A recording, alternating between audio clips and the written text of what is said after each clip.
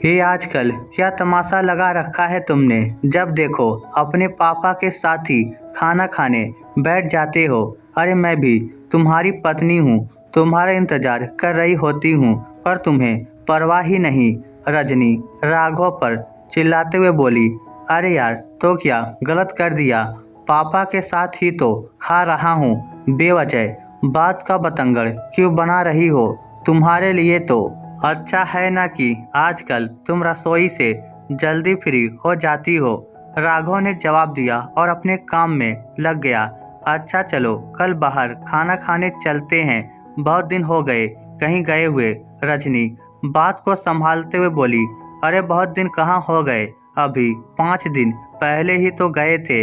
अरे परवर कुछ नहीं, अभी मुझे ऑफिस में बहुत जरूरी काम है। कम से कम 4-5 दिन तो मुझे तुम कहीं भी जाने के लिए कुछ मत कहना। पापा दवाई लेने वाले होंगे, उन्हें दूध गर्म करके दे दो, राघव ने कहा। राघव की बात सुनकर रजनी मन ही मन बड़बड़ाते हुए बोली, जब देखो बस पापा पापा और कोई काम ही नहीं है। अरे तुम अभी तक गई नहीं? उसे वहाँ खड़ी देखकर राघव ने कहा, हाँ जा रही हूँ, थोड़ा बाहर घूम कर आ रही हूँ। वैसे भी पापा आजकल दूध नहीं पीते, रजनी ने कहा। क्यों? पहले तो पीते थे, अब क्या हो गया? अरे अब बुढ़ापे का शरीर है, नहीं पचता होगा दूध, कहकर रजनी रवाना हो गई। उसके बाहर जाने के बाद राघव अपने काम में लग गया, लेकिन कुछ सोचकर 10 मिनट बाद ही अपनी जगह से उठा और रसोई में आ गया। एक गिलास दूध गर्म कर पापा के कमरे में लेकर गया। देखा तो पापा अपनी दवाइयों के साथ बैठे हुए थे।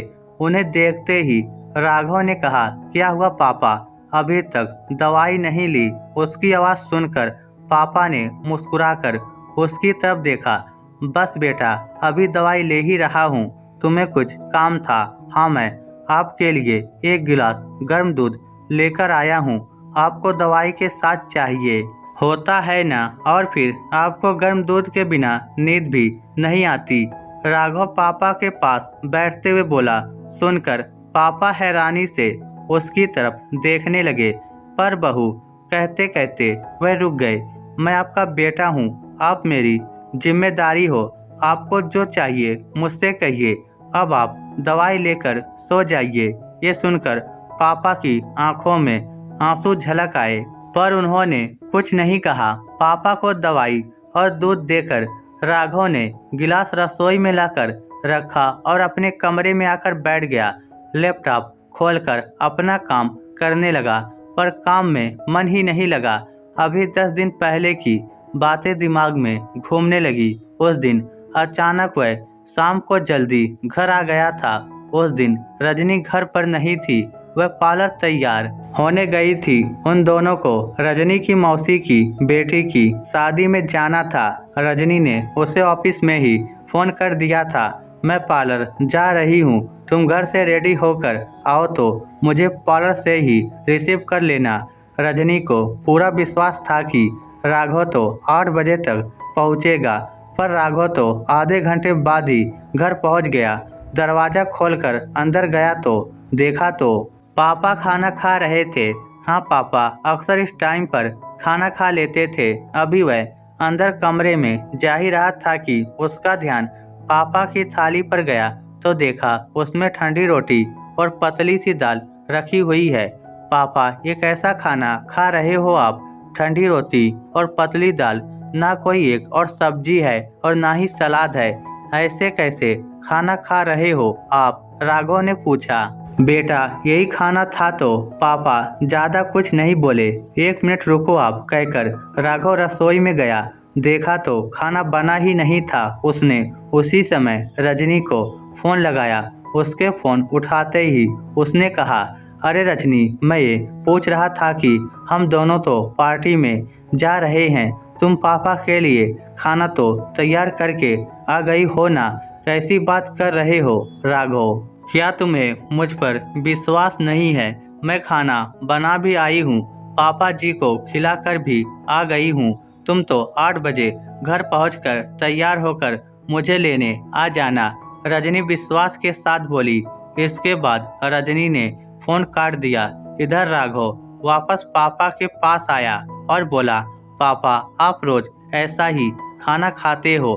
हाँ बेटा, पर तू बहू से कुछ मत कहना, नहीं तो फिर वह नाराज हो जाएगी, फिर वह मुझे खाना नहीं देगी। आप ये खाना मत खाओ, मैं आपके लिए गर्म रोटी सेक कर लाता हूँ। अरे बेटा, तू ऑफिस से थका हारा आया है और अब मेरे लिए रोटी बनाएगा? रहने दे, मैं तो यही खा लूँगा। मुझे तो वैसे भी ठंडी रोटी खाने की आदत है। पापा राघव की बात पर मुस्कुराकर बोले, नहीं पापा, मैं आपके लिए गर्म रोटी बनाकर लाता हूँ, वैसे ही जैसे आप मेरे लिए बनाते थे। आज आप मेरे हाथ की बनी रोटी खाइए। उसके बाद राघव रसोई में गया और पापा के लिए आटा गूंथकर रोटी सेकने लगा और उन्हें गर्मा गर्म रोटी परोसी। रोटी खाते हुए पापा की आंखों में आंसू आ गए और उन्होंने राघव को ढेरों आशीर्वाद दिए। ये देखकर खुद राघव को भी बड़ा अफसोस हुआ कि कितने दिनों से पापा ये सब झेल रहे होंगे। वह तो रजनी पर कितना विश्वास करता था, इसलिए उसने तो कभी पूछा ही नहीं कि वह पापा की किस तरह से सेवा कर रही है। खैर, थोड़ी देर बाद रसोई की सफाई कर राघव तैयार होकर रजनी को लेकर पार्टी में पहुंच गया, पर उसने इस बारे में रजनी से कोई बात नहीं की। वह जरा इस बात को देखना चाहता था कि रजनी किस हद तक उसके पापा के साथ व्यवहार कर रही है। दूसरे दिन शाम को उसने देखा कि पापा पानी से दवाई ले रहे हैं, जबकि पापा चाहे कितनी ही ठंडी रोटी खा ले, लेकिन रात को दूध उन्हें गर्म ही चाहिए होता था। जब अपने कमरे में जाकर रजनी से दूध के लिए पूछा तो रजनी ने कहा, पापा जी ने दूध पी लिया है और दवाई लेकर सो गए हैं। तुमसे ज्यादा इस बात की फिक्र मुझे है। रजनी ने बड़े ही प्यार से कहा। अब तो राघव को पूरा विश्वास हो चुका था कि रजनी का व्यवहार पापा के लिए ठीक नहीं है और कितनी आसानी से वह झूठ बोल देती है। खैर, इसके बाद से राघव रोज शाम को 7 बजे तक घर पहुंच जाता था और पापा के साथ ही खाना खाने बैठ जाता। अब रजनी राघव के सामने क्या नाटक करे, इसलिए जो खाना उसे राघव को परोसना पड़ता था वही पापा जी को भी परोसना पड़ता था। इस बहाने पापा जी को भी अच्छा खाना मिल रहा था। अब वह सुबह का नाश्ता और रात का खाना पापा के साथ ही खाता था। यहाँ तक कि रात को राघव खुद अपने हाथों से दूध गर्म करके पापा को दे जाता था। रजनी मन ही मन कुड़ती रहती थी, पर ज्यादा कुछ कह नहीं पाती थी।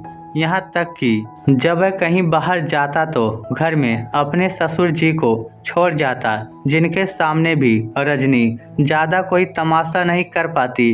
1-2 बार उसके पापा ने भी उसके इस स्वभाव को नोटिस किया था, तो उन्होंने उसे डांट कर चुप करवा दिया, ये कहकर कि किसी बुजुर्ग का दिल दुखाकर तुम्हारे घर आई तो तेरी वहाँ कोई जगह नहीं है, इसलिए अब रजनी ने चुप रहना ही ठीक समझा। इस स्टोरी को लेकर आपकी क्या राय है, नीचे कमेंट करके हमें जरूर बताइएगा। धन्यवाद।